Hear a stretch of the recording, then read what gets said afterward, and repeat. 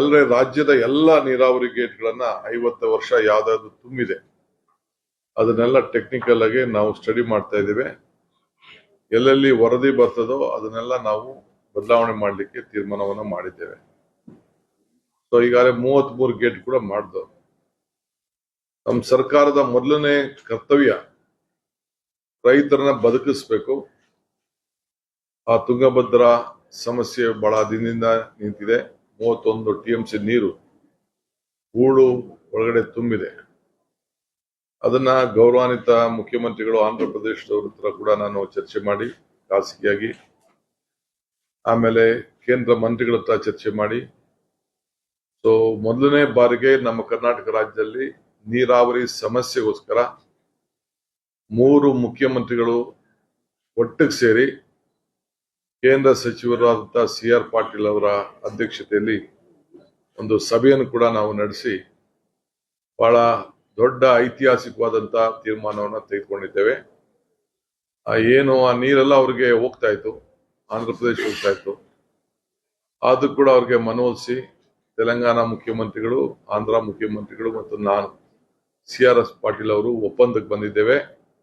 ನಾವು ಆ ನೀರನ್ನ ಸಮುದ್ರಕ್ಕೆ ಬಿಡೋದು ಬೇಡ, ನಮ್ಮಲ್ಲೇ ಜಗಳ ಆಡದೆ ಆ ಬ್ಯಾಲೆನ್ಸಿಂಗ್ ರಿಸರ್ವರ್ನ ಮಾಡಿ ಆ ನೀರಿಗೆ ಉಳಿಸ್ಲಿಕ್ಕೆ, ರೈತರ ಬದುಕಲಿಕ್ಕೆ ಏನೆಲ್ಲ ಮಾಡ್ಲಿಕ್ಕೆ ಸಾಧ್ಯನೋ ಆ ತೀರ್ಮಾನ ಮಾಡೋಣ ಅಂತೇಳಿ ನಾವು 3 ಜನನು ಒಂದು ಸೆಂಟ್ರಲ್ ಗವರ್ಮೆಂಟ್ ಒಂದು ಟೆಕ್ನಿಕಲ್ ಕಮಿಟಿ ಮಾಡಲಿಕ್ಕೆ ನಾವೆಲ್ಲ ಸಮ್ಮತಿಯನ್ನ ವ್ಯಕ್ತಪಡಿಸಿದ್ದೇವೆ.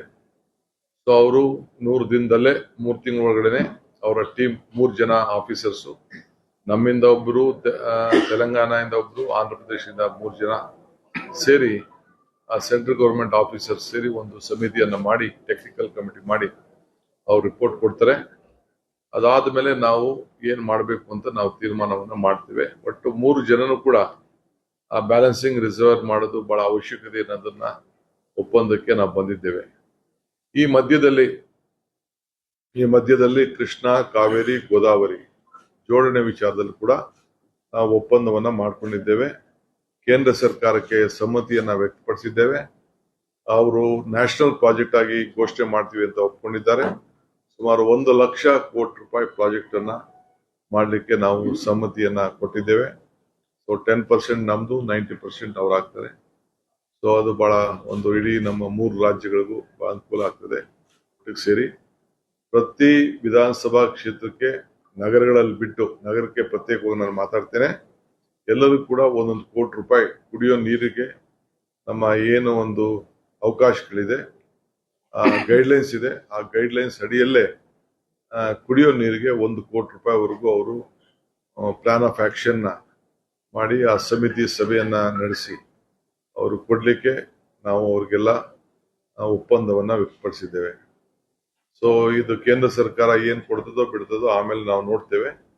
ಈಗ ನಾವು ಅದಕ್ಕೆ ಅವ್ರಿಗೆಲ್ಲ ಪ್ಲಾನ್ ರೆಡಿ ಮಾಡ್ಕೊಳ್ಳಿ, ಸಮಿತಿಗಳನ್ನ ಮೀಟಿಂಗ್ ಮಾಡಿ, ಶಾಸಕರ ಅಧ್ಯಕ್ಷತೆಯಲ್ಲೇ ಸಮಿತಿ ಇರ್ತದೆ, ಅವರೇ ತೀರ್ಮಾನ ಮಾಡಿ ಅವರೇ ಒಂದು ಅವರ ಪ್ರಾಜೆಕ್ಟ್ ಅನ್ನ ಅವರು ಸಲ್ಲಿಸೋಲಿಕ್ಕೆ ಅವ್ರಿಗೆ ಈಗಾಗಲೇ ನಾವು ಮಾರ್ಗದರ್ಶನವನ್ನು ಕೊಟ್ಟಿದ್ದೇವೆ. ಸೊ ನಾನು ಗುಲ್ಬರ್ಗಲ್ಲ ಏನು ತೀರ್ಮಾನ ಮಾಡಲಿಲ್ಲ, ಇಲ್ಲಿ ಬಂದು ನೋಡಿದೆ ನಾನು. ಇನ್ನ ಮೈಸೂರು ಡಿವಿಷನ್ ಮತ್ತು ಬೆಂಗಳೂರು ಡಿವಿಷನ್ ಇದೆ. ಆದರೆ ಎಲ್ಲಾ ಕಡೆ ನನ್ನ ರಿಪೋರ್ಟ್ಸ್ ಈಗಾಗಲೇ ಬಂದಿದೆ. ಎಲ್ಲೂ ಕೂಡ ನೀರು ಬಹಳ ಕೊರತೆ ಆಗ್ತಾ ಇದೆ. ಸೊ ಕುಡಿಯೋ ನೀರಿಗೆ ತೊಂದರೆ ಆಗಬಾರ್ದು ಅನ್ನೋ ದೃಷ್ಟಿಯಿಂದ ಈ ತೀರ್ಮಾನವನ್ನ ತೆಗೆದುಕೊಂಡಿದ್ದೇವೆ. ಮುಂದೊಂದು ದಿನದಲ್ಲಿ ನೀರಾವರಿಗೆ ನೀರು ಬರ್ತದೋ ಇಲ್ಲೋ ನಾವು ಕಾದು ನೋಡ್ಬೇಕಾಗಿದೆ. ಆದ್ರೆ ಕುಡಿಯೋ ನೀರು ವಿಚಾರದಲ್ಲಿ ಎಲ್ಲ ಕೆರೆಗಳಲ್ಲಿ, ಈ ಡ್ಯಾಮ್ಗಳಲ್ಲಿ ಆ ನೀರನ್ನ ಸ್ಟಾಕ್ ಮಾಡಲಿಕ್ಕೆ ಸೂಕ್ತ ಕ್ರಮ ಕೈಗೊಳ್ಳಬೇಕು ಅಂತೇಳಿ ನಮ್ಮ ಅಧಿಕಾರಿಗಳಿಗೆ ನಾವು ಮಾರ್ಗದರ್ಶನವನ್ನು ಕೂಡ ನಾವು ಕೊಟ್ಟಿದ್ದೇವೆ.